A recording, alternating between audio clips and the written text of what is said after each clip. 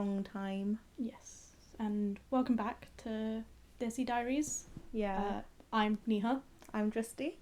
and today's topic is going to be a bit different from what we did last few times. We're each going to bring up a few points that we want to talk about. Yeah. But the theme is, I guess, stereotypes. Yes, and like just Indian cliches. Cliches and stereotypes. And like our opinions Yeah. on them. So I have no idea what Neha's going to bring up. Mm. And she doesn't know what I'm going to say. Yeah. But yeah, okay. Who wants You to go first. Me? Oh, okay. Or could do rock, paper, scissors, but I We don't could. think that's going to... Okay. Rock, paper, shoot. Okay. Rock, paper, scissors, shoot. Okay. Okay. You first. Okay, me first. Okay. It's going to be great for audio listeners. Yeah. By the way, yeah. Anyway, so I think one of the biggest stereotypes that I have come across, and to be fair, the one that I use the most as well, Mm-hmm. because not only do I agree with it, but I also think it's a great quality to have in life, is the fact that Indians are cheap and that we bargain everything. Yeah. And I feel like, you know what? Call me cheap, call me what's the word? Frugal, Yeah. Very right? But I think it's great because, like, if you go to any vendor in India, you never pay for the price that's on the ticketed written, yeah. price, right? Unless- you always yeah. bargain, you always knock it down. Well, you say always knock it down. If you're a tourist, you don't.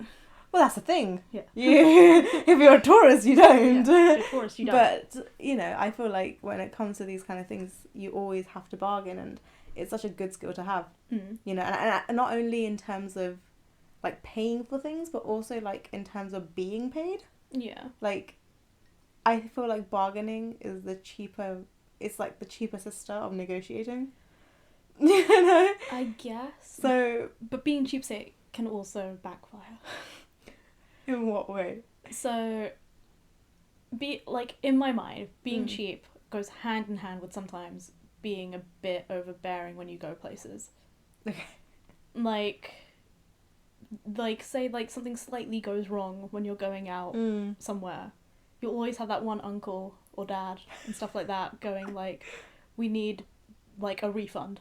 Or, like, Right. I demand a cheaper thing because this tiny thing went wrong. Yeah. So, I think it depends on the amount, right? If it's like a couple of pounds, then you can spend it here and there. But if you're like going over like hundreds of pounds, then I think you should kind of get a refund on that. Like, I am a Karen when that comes to that. And that's also a very bad stereotype, and I should never do it because people are literally changing their name because of this. But I am that person that will be like, can I speak to the manager? Like, can I get a refund on this? the thing is, I understand when it's a genuine problem, but if it's like, I'm trying to think of what happened. So, like, there was once where I went to a theme park, right? And it was like, me and my family, or I guess the people who I went with, which were, like, extended family, we went to, a ride had a singles rider queue and a normal queue. Yeah. And we were like, oh, the singles rider's queue is smaller, so we'll just all go into that. Yeah. And ride single. But then I had this uncle who, when we went into the single rider's queue, saw that there were empty seats and was like, oh, just put us all in to those empty seats. It's like, that's not how it works. Yeah. Kind of thing. And he was like, oh, like, he made a big fuss of it and was like, I'm gonna go talk to so-and-so to get my money back for this place and stuff like that. It's like, it's not worth it. We went into a single rider queue. It's shorter. Yes, we won't all get on the same train. But that's what you expected. But that's what a single rider's queue is for. Yeah. Like, none of us cared. It was just him kind of going, being like, put us all there. But is that to do with, like, being cheap? Or is that to do with just being a bad customer? Probably a bad customer. I don't think that has anything to do with money per se. It's just what's the word? Like, entitlement. Yeah. Yeah. Maybe. Probably. But the fact that he demanded, like, a refund and stuff like that, because of that small inconvenience, is just, it strikes me as, like, you're cheap kind of thing. Like, I think one of the first things that I thought of was, like, when it came to this, was it wasn't a bargain. I didn't actually do anything, but it was just something that I clicked on. And I felt really bad because I came and I was like, oh, damn it, I wish I'd done this. But you remember when we went to Portugal last year, and basically we were paying for all of these things. So like, you know, we'd go on, I don't know, whatever. Yes. Like pay for our meals and everything.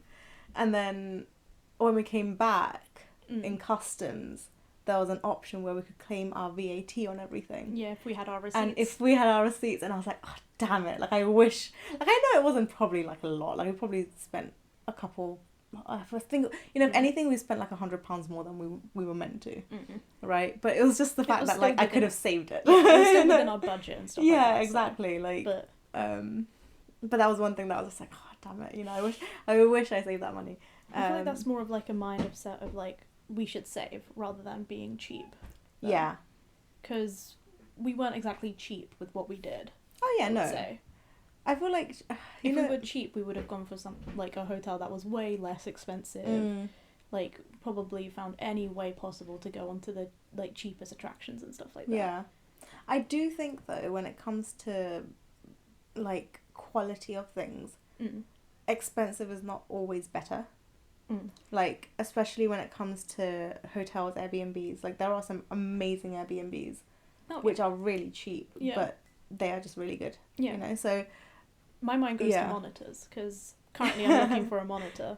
It's like, I could either pay £300 for a brand name monitor, basically, like an expensive brand name monitor, HP or whatever, or I could find the same thing for like £120. Right.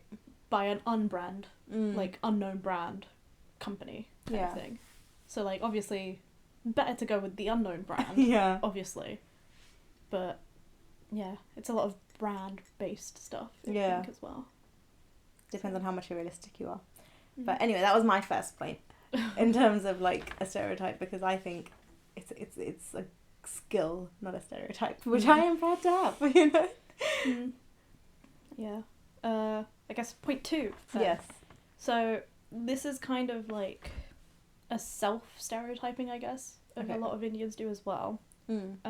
Which is that darker skin equals bad, or like less educated, or just like the general stereotype of like negative perception with like your dark colour.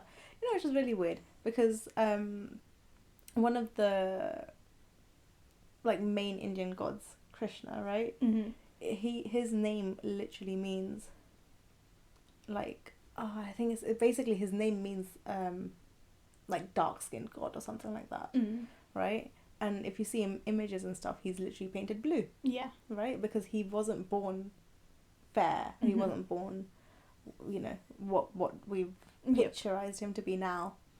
And I think this whole perception of dark equals bad has come with the Western influence when the British Empire came in.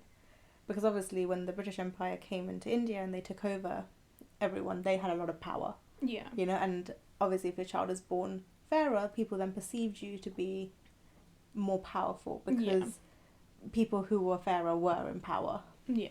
And I think if it was reversed, you know, then I think it would be that, you know, people with darker skin would have been perceived more powerful. Yeah, you know, definitely. Because it's just, I think it's just to do with the invasion that happened. Oh yeah, that's with every country though, isn't it? Like, if you think of, because the same thing is like perceived in a lot of just Asian countries in general. Yeah. Which is unfortunate, but I know also there's like the whole thing of like, if you're dark skinned, it basically means that you're like a manual labourer, basically, which is known to be or like stereotyped to be a less, what's the word, like educated job. Yeah. If you're a manual labourer. Yeah. It's like similar to like, if you have a bent back, it means you're a manual labourer as well. I've never heard of that one. It's a very like Korean thing, I think. Because you bend your back when you're doing a lot of manual labour, and if you do a lot of it, you will permanently get a bent back. Yeah. So. That's true. Nowadays you get a bent back from just slouching. So I don't know if how that correlates. But I think the other thing you can talk about in terms of stereotyping is in terms of like the stereotypes that we kind of inflict on ourselves and then push away. So I know a lot of kind of Indian girls and boys in the UK who kind of be like, well, oh, I hate curry, or I hate wearing Indian clothes, or I hate wearing Indian jewelry. Now it's becoming a trend. But take it back 10 years ago, people literally dissed their own culture because it was so like stereotypical and so like you know, it wasn't perceived in the same light. Yeah, I know there's also the difference between cultural appropriation and appreciation though as well, like, because it was weird because a lot of brown people in general, like kids, would see it as like all this terrible shit, and then non-brown people, I guess I'll say, would like appropriate it with like there was like the whole bindi thing. I think it literally, the whole thing of like headpieces and henna, the only reason it's become popular nowadays is because of Coachella. Coachella has appropriated it. I mean, like, you know, back when Tumblr was a big thing, you know, I'm pretty sure it still is, I'm just not on it anymore. But when Tumblr was like such a big thing, you know, a big part of my life, you know, you'd look at Coachella girls. And if Coachella girls did it, then you'd be like, okay, this is cool now. You know, and the fact that, like, what is cool is better is, it, like, just doesn't sit right with me. No. So now I'm like, you know what? So what if my food smells? So what if I eat curry? You know, it's okay. Like, I like my food. I like my culture. I like my, you know. Every, like, traditional outfits and everything. Like, I'm not ashamed to be wearing, like, a jewelry out in, like, on the road if I'm going somewhere, you know. Like, during Navratri time. You know, I feel like I'm just the opposite of like, I don't care for it, just in general. I've never cared. Like, I got forced into having to do all that stuff, and then over time, as I've grown up, I've just kind of been like, I can't be bothered, at least with like the whole dressing up part, and like the over time I've just become less traditional in general with that stuff. But is it because this is where I always question whether it's because it was enforced on you or whether you just don't like it. Like, is it because, people are, because it's related to my culture, that's why I'm not going to accept it? Or is it because, well, I don't like it? I don't think it's because I've been forced into not liking it. Because, like, just in general, growing up, I hated it. And, like, I guess part of it, my family really forced religion onto me, and my mum still does. I have no care for it. To say the least. Like, if my mum wants to do stuff, I'll be like, yeah, sure, I'll join you. And like, I'll join in all the pujas and stuff like that we have at home. But I don't care for it in a way. So like, I'm not religious, but I will take part in it because of my family kind of things. So it's kind of like this thing where you wouldn't do it in your own household, but you do it because it's happening in the house that you currently live in. So like, say if I want to leave my house and stuff like that, my mum 100% will expect me to do all that. Like, I don't think I will. Unless my mum's the one that enforces it. No, she comes into your house and stays with you for a week. She will. And then you're like, okay, well now I'll do it because you're here, mum. Yeah, my mum will do that. She was telling me, like, even because we had, I forgot what it's called, where you wash the coins and stuff. Oh, Lakshmi Puja. Yeah. It's like during Diwali. That's the last thing I remember doing. It's like the first day of Diwali. Yeah, we did that. And because I was like uninterested as hell in that. Like, it's just boring to me, I guess. But my mum just kind of was like, at the end of it, was like, you're gonna do this when you leave and stuff, like you leave the house and stuff and go live by yourself. You're gonna be doing this. You're gonna call me up and I'm gonna tell you how to do all of this. And you're like, no, I'm not. It's like, in my mind, I'm just kind of like, sure. See, it's the complete opposite for me, right? Because wait, so were you doing the thing in your house, or like were you doing the puja in your house? Yeah, my grandma basically leads it. So in my house it's different. So my dad does it, and he's always done it. Right, me and my mom have never done it. It's always my dad who's done it, and like I want to do it, but it's my dad who does it. So the way I think about it is, okay, when I grow older, I say old, I'm already like, you're not old. I'm not old, but then like I'm not like 12, you know. A young adult, YA. You know, actually I found out the other day that young adults only go up to like 22, so we've like almost passed the mark. I'm still a young adult at heart. But anyway, So I want to do all these things that I can't do. Yeah. And I always think, okay, when I get my own house, I'll do these things. And whenever I need to figure out how to do it, I'll call my mum up. So it's like, you have the chance to, but you don't. And then I don't have the chance to, but I want to. Yeah. And it's like just a complete opposite. And I feel like that's been the case for like practically most of our life. Yeah. But yeah. Okay. But yeah, that's the stereotype, I guess, like the whole religious part of it and stuff. Like putting stereotypes on yourself. Which kind of does go into the next point that I have, but... Yeah. I mean, you might as well go on with that, because mine don't connect to each other. Oh, okay. So this one, my next point was going to be how people don't understand that Hindu is not a language. Oh, yeah. Or like saying, oh, like I understand people saying, oh, are you a Hindu? But then they mean it in the term of like, are you Indian? Right. It's like, it's one of my pet peeves. I stream on Twitch. Yeah. Right. And the amount of times people have come into my stream just to ask, are you Hindu? It's like, okay, first of all, in what sense do you mean it? The religion? Because to my family, yes. To myself, no, not really. But then they end up saying, oh, I meant, are you from India? That's like, not okay, the same thing. Again, how do you mean it? Yeah. Do you mean me as in where I was born? Because then it's no. But if you mean my family, then yes. I don't understand why people just don't understand if it's as simple of like, are you Indian? Right. Like, there's a difference between asking, are you Indian or are you from India, I guess. Yeah. As well. Yes. Well, I don't know which one's which. In my mind, I can't differentiate. To me, are you from India means, were you born there? Okay. Or like, did you migrate or something like that, I guess. Right. That's to me. But asking if you're Indian is... Like ethnicity. Ethnicity. Right, okay.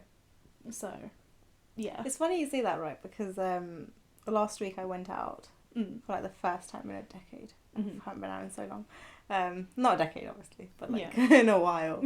And it was like a spontaneous night and everything. And it was going good, you know, like the night was like nice. And it came to the point where we were leaving. Yeah. And obviously when the time comes when we're leaving, it's also the time where like most of the people are in the club. Yeah. Because I don't do late nights anymore. And we were just like making our way out, and there was like a really narrow like kind of corridor next to the bar that you had to go past because you know, to get to the exit. And this guy, like, he just like stops me and holds my hand. Yeah. And I'm like, okay, cool, something's happened, like someone wants my attention, you know. So I like look at him and he's like, oh, where are you from? And he was like, he's like, you've got a beautiful smile, where are you from? And now I hate that question. Every time someone asks me this question, I get into such a dilemma. I hate that question so much. Because like obviously when I was at uni, it was like, okay, well, where do I resonate from? I live in Guildford, but then I was from London, but I wasn't born in London. So I'm just like, so... But anyway, so I tell him, I was like, yeah, I'm from London. He's like, no, you're not, you're Indian. And I was like, well, you're asking about my ethnicity. Yeah. And to be fair, I was born in India. But I moved here when I was 4. I am practically raised in the UK. So it's just like a really like... It's a question that puts me in a dilemma because I just don't know how to answer it, and without like telling him my life story. That happened on stream so many times, honestly. Like or it'll be people in my live stream would message being like, oh, where are you from? It's like, oh, I'm from London, UK. Born and raised. And they're like, no, you're not. Like, well, I mean, I am. Sure, I guess you can tell me what I am if you want to. You tell me where I'm from. I'm from Twitch currently. Yeah. So it's that is probably one of my most... I hate that question. Like, where are you from? The thing is, but I understand what they're saying, right? Because I don't know how I would word it. You know? No, yeah. Like, I would do the same thing, but I feel like what I would do, that I would clarify in terms of, like, where are you originally from? The thing or is... where are you based from? With the story you just gave, yes. Right? They clearly assumed that you were Indian. The thing is, they got it right. Like, I've had so many things in the past. I've had Bangladeshi, I've had Sri Lankan. That's true. Yeah. I've had so many. So the fact that they actually got it right, I was like, maybe something's okay. Yeah. Like, But the thing is, they've already made an assumption. And the thing is, like, what if I wasn't Indian? Like, what if I was Bangladeshi, or if I was Sri Lankan? Like, Then you would just get more offended, being like, "Are you kidding me?" I have gotten that, and I have been very offended when I've Yeah. been called that, because I'm not. And there's nothing wrong with it, but... There's a lot of people who just assume, like, again, another thing that's happened on stream all the time. They assume because I'm brown, I'm Muslim. It's like, no. Really? Yeah, that's happened to me a lot. Never got that. Yeah. It's interesting. You have to remember the internet is, like, a terrible place. So I think I'm a bit more optimistic than that. No, the people, sometimes it's bad. Yeah. Like, the stuff they say, like, they assume, and then they start saying a lot of bad stuff just because I'm brown online, so. But it's fine, because they just get banned. So it's like, you just shouldn't say stuff like that. Yeah. Yes. Keep your thoughts to yourself, basically. And I think in terms of the whole Hindu thing, like, I have... You know, I never thought people would be so kind of ignorant, because that's what it is, that they are ignorant to other cultures. Yeah. Otherwise you would know the difference between, you know, Hindu is a religion and, you know, Indian is an ethnicity, or a nationality, depending on where you're from. But yeah, I think it's ignorance, and I think that I didn't realise how common it was until it happened to me, when someone literally asked me, "Do you speak Hindu?" And I was like, damn, people actually, like... Yeah. Like, they genuinely think this. Like, it's not even like it's a joke or it's a meme. Like, they genuinely are asking me if I am a religion. Yeah. I mean, I'd love to be a religion. But unfortunately, I am not. It's... Yeah, I don't understand how people can be so... Yeah, I guess it is just ignorant. Yeah, and it's a lack of education, because they are so kind of, like, wrapped up in their own little bubble of, like... You know, I hate... Yeah, I'm not going to stereotype, I'm not going to say it. But, you know, they're just so wrapped up in their own bubble, and they forget that there are other cultures out there and, like, other religions, and the religion is not necessarily the culture.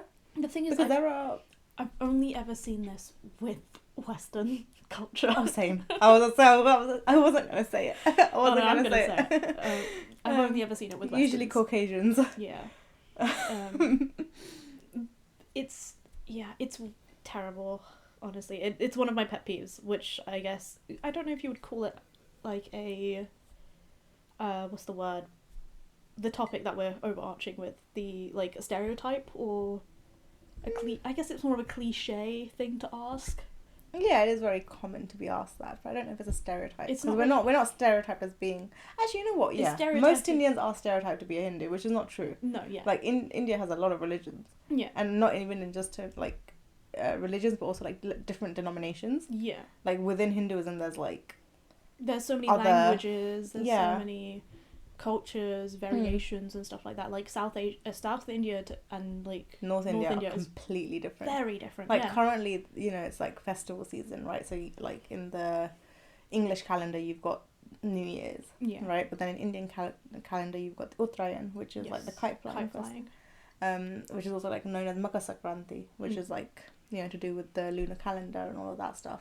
Chinese New Year, it happens in, like, this time of year as well. And then you also have, like, the other Indian festivals, which are, like, Lori, Pongal. So many. You know, and they're all happening at this time of year. So, yeah, not all Indians are Hindus. And not all Hindus are Indian. Yeah. So, yeah. Anyway, so the one thing I was going to say, which is not really that deep. I feel like mine are really, like, not that deep. I chose mine based on stuff that annoys me. Right. Mine are just facts, but they're also stereotypes. The second one that I have is that Indians are always late. Which is partly true. Have you ever been told, like, they give you a time, like 8 p.m, and then they're like, okay, 8 p.m. English time or 8 p.m. Indian time? No, my family just always turn up late. Okay, because we've been said that, like, we've literally told people that. We're like, what do you mean by 8 p.m? Do you mean, like, 8 p.m. English time or 8 p.m. Indian time? Because Indian time is, like, an hour and a half later. Yeah. You know, or an hour later. Yeah. This is a stereotype of partly true stereotype. I think it just depends on your family. And you could say that for anyone, though. Like, with the being late thing. Yeah. To be fair, I'm not going to lie to you. If I saw an Indian person arrive on time for anything, I would be very judgmental. I'm the one that turns up on time, though, usually. No, like, I know, but I'm always late, so to me it's alright, because it's like, well, you're there, like, same time as me, but this is what I mean, like, I just can't. I think I've been early to an event once, right, and there was no one there. Like, nothing has started. Like, on the invitation it said, we're going to start at this time. People were still setting up. Oh, yeah. I think it was a wedding, so a wedding invitation you're meant to be late for. The thing is, I think the reason why I'm early to, or like on time for a lot of stuff, is because my family are the ones that would help out with the setting up. Like, my family are very hands-on and like stuff like that, and they're usually the organisers, or like they help with the organising, or they're providing something to the party or what event. So we're usually the ones that are first and last to leave, or first to get there, last to leave as well. Yeah. But then outside of that family circle with my friends and stuff, I'm usually the one that's on time. If I'm not on time, I'm like 5 to 10 minutes late because of the fucking buses. Or the strikes, don't forget the strikes. And then I have one friend, we'll ask them to, so we're planning something, being like, alright, we're going to be starting at 7 o'clock online, everyone's going to be online. Online is not hard to do. Yeah, online's, I think it's pretty easy. They will turn up half an hour to an hour late every time. But why? Like, with reason. online. Just, I can't. They just end up coming on late, and we've all just been like, alright, they're not going to reply to our messages, they're not going to like tell us if they're even coming, we'll just have to assume. So I feel like there's like, it happens just outside, but it's less like of a stereotype outside of Indians kind of thing. I think like when other people do it, it's like uncommon. Whilst with Indians it's just so common. But I think the one thing that we aren't late for is the flights. 4 hours early. We're always 4 hours early. You know, like we were thinking about like booking tickets to go India next year, and we're like, okay, we'll leave on a Friday because my sister would, you know, finish her school and then we'll go. And I was like, Dad, like, don't book a flight before 9 p.m. because we're probably going to leave around 5 o'clock. Yeah. You know? So it's just, it's crazy. Like, why? No one else does it. No. I have never seen anyone else who's there 4 hours early. No, usually 1 or 2 hours early. Yeah. It's the normal. But I've always just, even crazy. When we went on our own trip. Oh yeah, the airport wasn't even open. Like, I've never been to an airport so early. Yeah, neither have I. Oh god. And then on the way back as well, something similar happened where we were really early, so we had to wait for even the check-in desk to open. On the way back? Yeah, remember we went to the desk and they were like, oh, we're not accepting your flight. Oh yeah, because it was the same flight but like at a different time. Yeah. So they were like, sorry, we're boarding the previous plane. Yeah, so we had to then go and sit. But the thing is, I understand if you're in a different country, because like you've already checked out from the hotel, guess, like you've got your bags, like where are you gonna leave them, you know? Mm. And like obviously like we had like check-in, like you put your bags in at the hotel, but yeah, we had to then take them. Stuff yeah. Like yeah. So I understand that, but on the way there, there's literally no need. We were really early. We sat in like. Just outside. Like it wasn't. We didn't even check in. Like, yeah. we couldn't even check in, so there wasn't any point. But sat outside for about an hour and then went in. Sat inside for about 2 hours. Oh, yeah. Well, at least now we know what the airport looks like when nothing's open. Yeah. So nice. That was interesting. It was very quiet and lovely. I wouldn't say lovely is the right term, but it I was. liked it. Yeah. I liked it. It was nice and calm. Usually airports aren't calm. Oh yeah, that is true. They're too stressful. Okay, so what was your? Do you want to do one more yours and then? Okay. I mean, to be fair, the next one is kind of similar to what you did about like stereotypes and looks, but I had something that all Indians kind of own or wear gold. I think it's like partially true. Yeah. I think mine aren't actually stereotypes, which aren't true. I think most of them are. I mean, stereotypes don't have to be true. Like with my family, definitely own gold. Oh yeah. I personally don't. I don't wear much jewelry. Yeah. Like, so I don't even wear earrings. Oh yeah, same. It's really sad because like they just fill up after a while. Like mine are fine. No, I don't wear earrings that much. Then earrings are painful.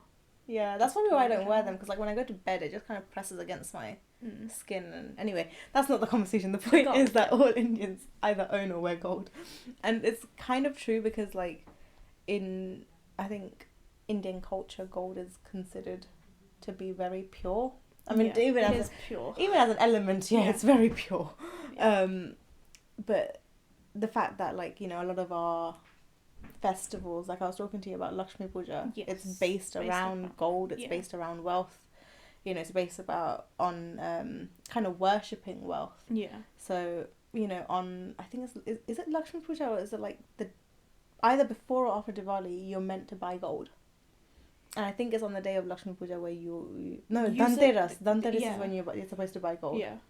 So that's not Lakshmi Puja, it's Dhanteras, which is when you buy gold. So every year, Indians are encouraged to buy gold, and to be fair, thinking about it in terms of an investment perspective, it's a pretty good idea. If you're buying a gram of gold every year, by the time you're 20, like that's 20 grams of gold. That's worth a lot. It's a good what's the word, emergency funding, I guess. Exactly. For your future, or your children's, or their children's. And even in terms of like weddings and stuff, like mothers are encouraged to give their gold to their daughters or to their daughter-in-laws. Right? So that's probably why we own gold or we wear gold, because it's a sign family heirloom type of thing, where it's like it's passed down from generation to generation kind of thing. So like I know my family is building one of the buildings that my family own in India. I guess it's where our house is now in India.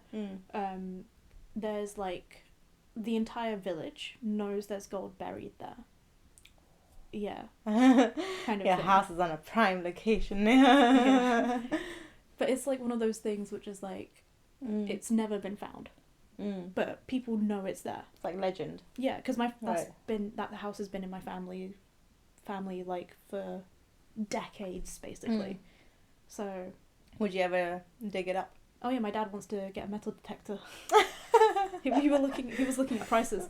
They're really expensive apparently. But the thing is, how accurate, I mean, they detect metal, right? But do they detect gold? Like, you won't know for sure if it's gold. Like, it could just be a little nickel. It could just be a chunk of like old scaffolding or something buried deep in the ground or something. But it's a thing that people in India it's really cool. I've never known about this. I've known you for so long. I didn't know about this until like last year. So maybe they just hid you from all the inheritance. They're like, no, we're not telling you about it. That house wasn't in use, basically, because it was too dangerous, and only recently has it been done up to be used. So like the old house that we had, I don't know what's happened to that, but we don't use it anymore, basically. So definitely a legend type story. It's like it's a rusty house on top of a mine of gold. The thing is, I remember in the village there was like talk about stuff like that being like, one of the kids was like, there's like a rumor being like, there's gold in that house. I didn't know that house was ours. First of all, but it was like, there's gold in that house, and like, but apparently it was buried by like one of the previous owners because someone got really greedy with it and stuff like that, and he put a curse and stuff like that, saying that only person who will ever find it is someone who's pure of heart, and like someone who's pure enough not to use that money for greed and stuff like that, or use the gold for greed. Right. So it was one of those things which is like, oh, cool.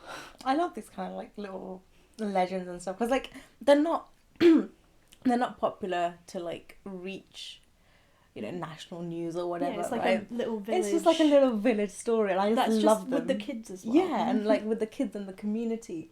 Like back home, I say back home, I'm back in India, in the villages, like the village that, like, we live in the city, but my parents, like their parents were originally from the villages, and every time we go to the village to like see our extended family, we would just, like, my mum would always tell me, don't say come, or don't say go, or don't say we're going, or don't leave your hair out,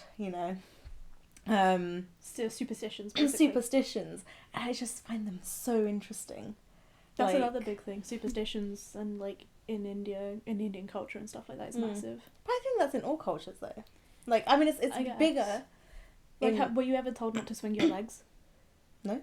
I was told if you swing your legs, then it's like bad luck and stuff like that. Like while sitting, like swinging your legs on the chair. Really? Yeah. Same with like if you put your hand on your head like that and stuff like that, or like on your forehead, it's also like a bad sign and a bad omen, stuff like that. I mean, like, it's a bad sign because you've got a headache or you're like stressed. I don't remember what it exactly was, but I remember my grandma telling all of my like kids off and stuff like that, being like, you shouldn't do that because that's a sign of like something really bad, basically, or like something bad's gonna happen. Yes, because you're stressed. Well, not in that sense.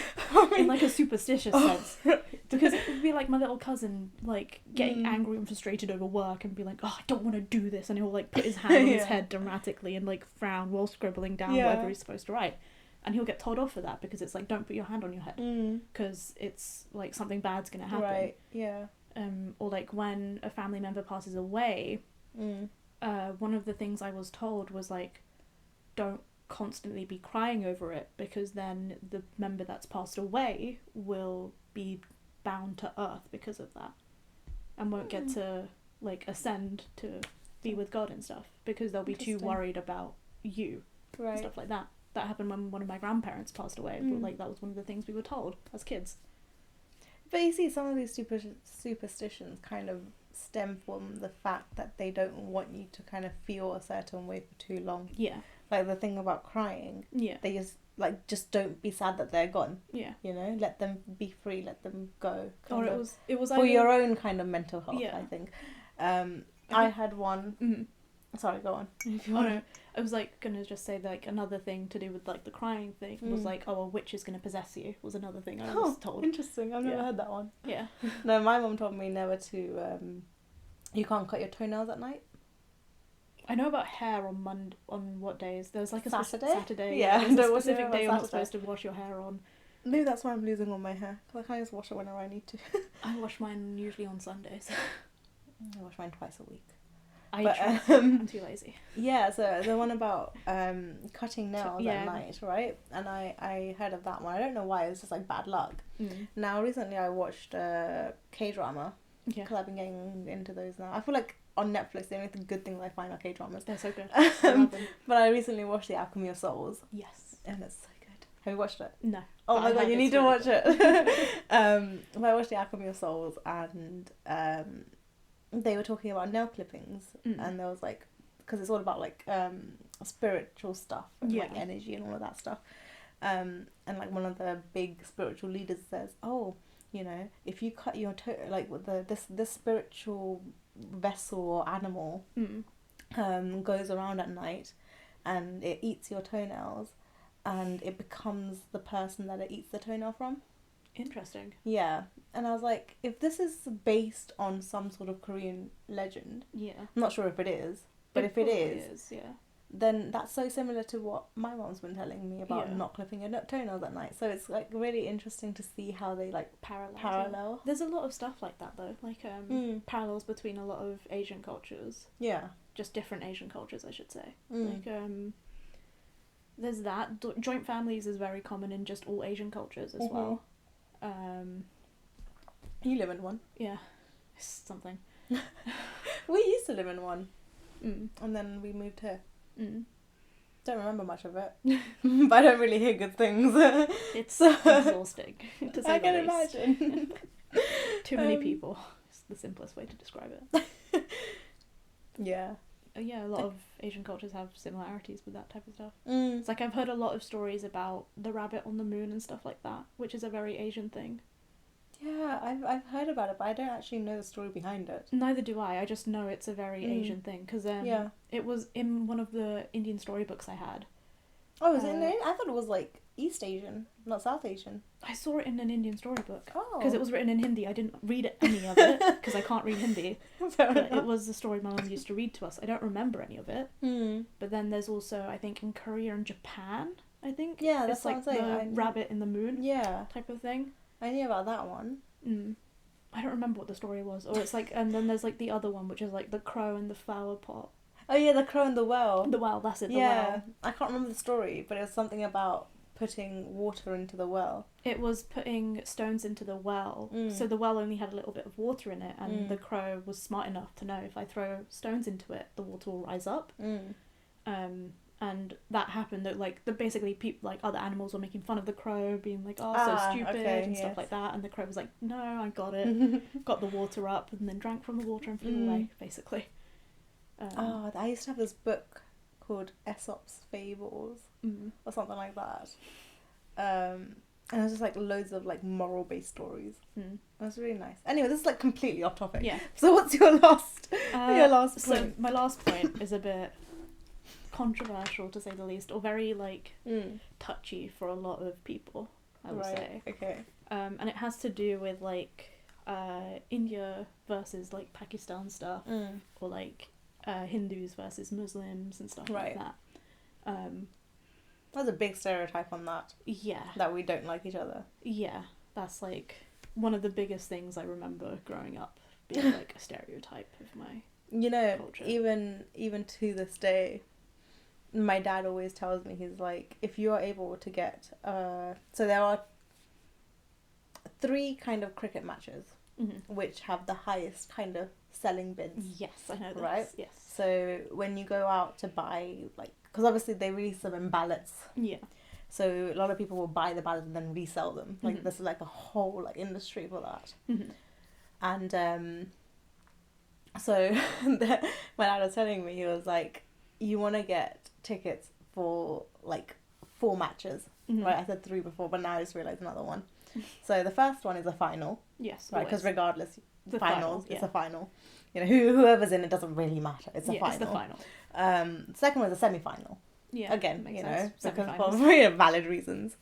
The third one is England versus Australia. Yes. Because Ashes. And there's like great kind of beef and that's the easiest way to describe it between them. Yeah. And that's like just generational. Yeah. You know, and then the final one is India versus Pakistan. Yeah. Because it is so much more than a cricket game. And even like despite whoever loses, whoever wins, it's just thrilling to watch, because, you know, and recently, like, when I used to watch it, I was, like, very, like, oh, you know, like, go India, like, no Pakistan and everything. And, yeah, like, literally the last, I think, World Cup, when I watched it with my dad, I was literally just there, and we were both just sitting there, we were like, they've got great bowlers. Like, they have got some of the best bowlers in, like, cricket. Yeah. You know? And I think they've got, like, a 19-year-old kid. That's awesome. You know, who has taken like some of the biggest Indian batsmen. So like that is ballsy. Yeah. You know. That's 19, to represent your country. Not only to represent your country, but to also kind of take on big names in Indian cricket. Like not even in cricket. Who are like maybe 10 years older than you and stuff like that. Yeah. Like this guy has taken out people like Rohit Sharma, people like Virat Kohli. Yeah. You know, Hardik Pandya. These are big batsmen. You know, people who have broken records. Yeah. So to do that at 19 years of age, like, is insane. And, like, you look at them and then you realise, you know, India, Pakistan, whatever, like, you just enjoy it for the sport. Yeah. And I think we're more similar than you think, you know, and I think people need to realise that all this animosity that actually came is not even between the 2 nations. It's because of someone that came into the country and divided us as a nation. And I think they need to understand that. Yeah. You know, because the way I see it, like India, Pakistan and Bangladesh used to be one country. Then the British invaded. Yeah. Now we're 3 countries. Yeah. Like let that sit with you. Yeah. And you decide whether we're together or we're not. Because we used to be together. It's insane though, the amount of anger each side still has for each other though. Because it's terrible. Like, I can feel it from my parents, is all I can say, like, about that type of stuff. But the thing is, like, I guess it's because our parents have witnessed things that we haven't. Yes, that's very true. Like, my parents were raised in India, you know, they lived there for, like, a quarter of their life. My granddad was in the police. Now, when my granddad was quite high in the police, so whenever there was stuff like, you know, the riots or whatever... Yeah. He witnessed it firsthand. My granddad has gone into like an ongoing riot and has been shot at, you know, by people who are Muslim. Right? My granddad has also gone into fights between Hindus. Yeah. You know, but the thing is these riots and fights that have been happening have been orchestrated by the political party to gain votes. Yeah. Like, India is, like, corruption is rooted in India, Mm-hmm. like, especially in terms of politics. I don't usually follow politics, so I'm not going to say anything about it because I'm not qualified. Yeah, same. But from the little I know about it, yeah. these kind of hatreds have been ingrained into us by the political systems and not because of the culture itself. Yeah, yeah. You know? Like, I'm pretty sure there have been, you know, like, there's bad on both sides. Like, there's no country that is perfect. Yeah, yeah. Apart from Switzerland. But Switzerland is amazing. Because Switzerland remains neutral, so we like Switzerland. But apart from Switzerland, there's no country on earth that is perfect. Yeah. You definitely. know? And I think that's why I don't really talk about this matter, because I feel like there is hatred in older generations, Definitely. but that is because they witnessed kind of, like, if you think about it, after the separation, Yeah. our parents were the first generation. Yeah. The thing is, we don't know what's exactly happening now. Mm. Because I don't keep up with it. I doubt you do. In terms of, Like, because my parents constantly are talking about how there is still stuff happening. oh, there always is. Yeah. But it's like, I don't keep up with it. Mm. And I've never seen a problem with anyone being Pakistani or, like, Muslim and stuff like that. But clearly Yeah. my family have my parents and stuff like that have a completely different view of it. Yeah. But my parents are also very traditional and closed-minded. Mm.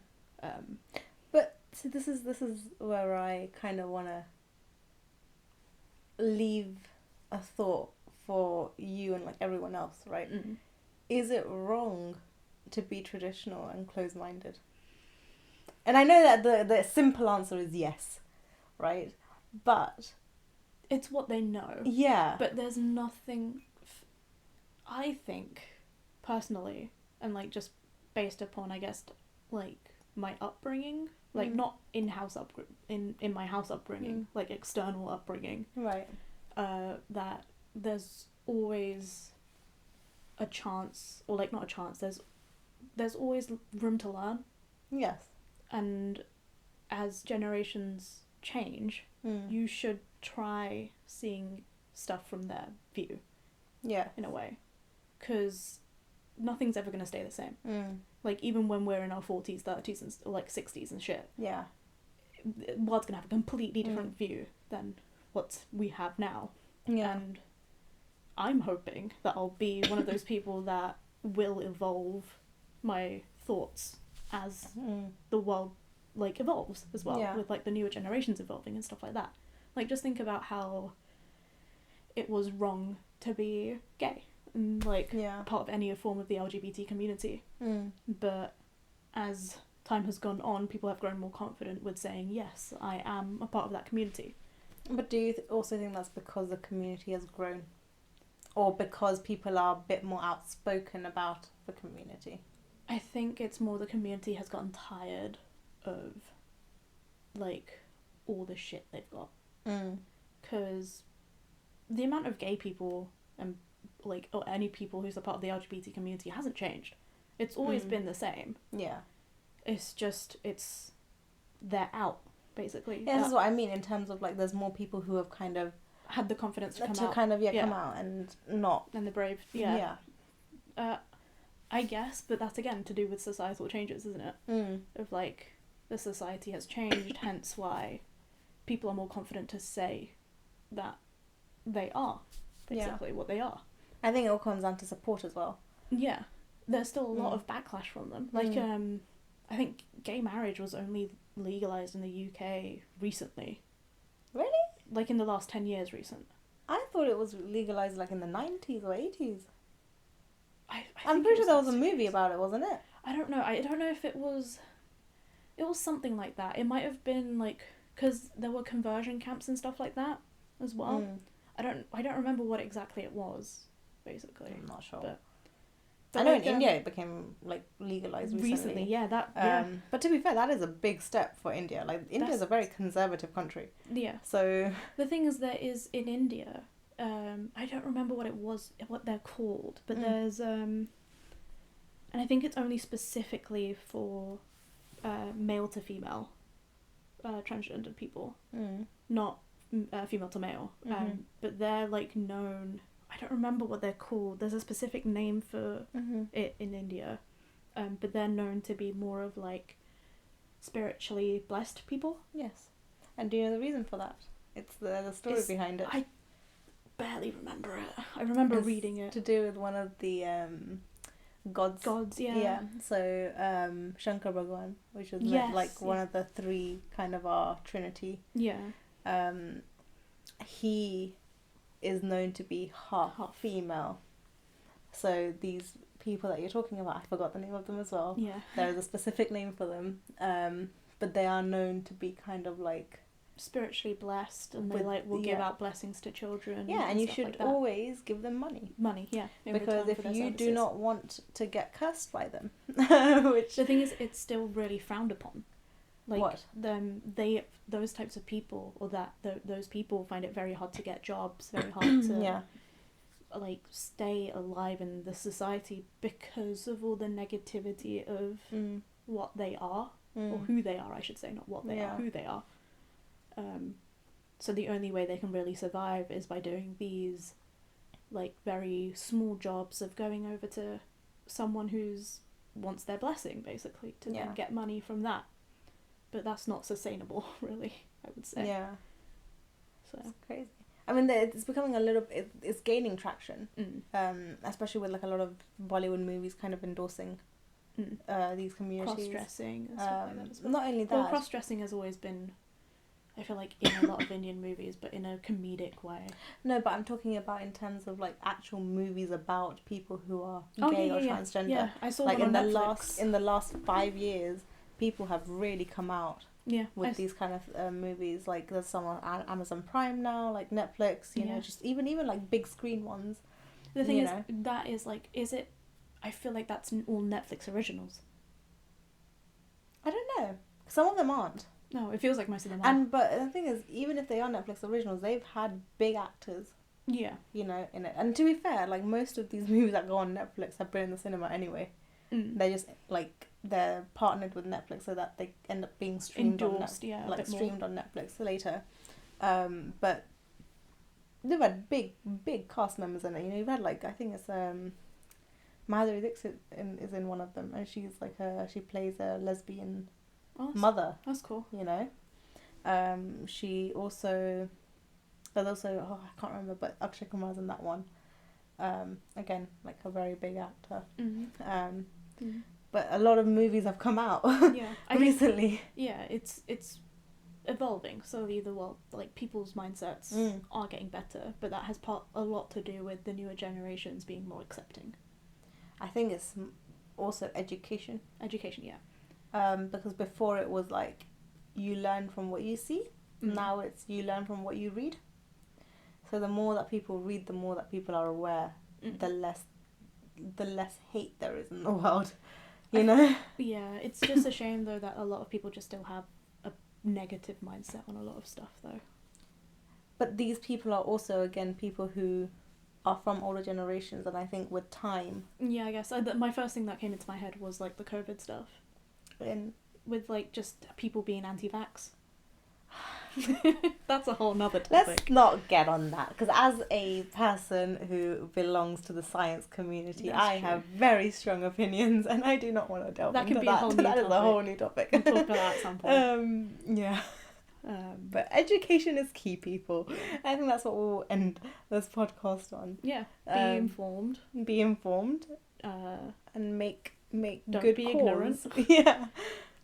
And educate yourselves. Yeah, I think That's- never stop learning. yeah, it's a good summary of everything we talked about, honestly. Yeah, I think so too. Okay, well, until next time, I think we're gonna have to stop giving like we'll do it this day or we'll do it this We'll time. do it at some point. We'll You'll do get it an at update. There'll be an update. Yeah. But Um, yeah, thank you for watching, everyone, or Oh. listening. yeah, depending on whichever service you're using. Yeah. And we'll hopefully be back with something else Soon. Right. Bye. Bye.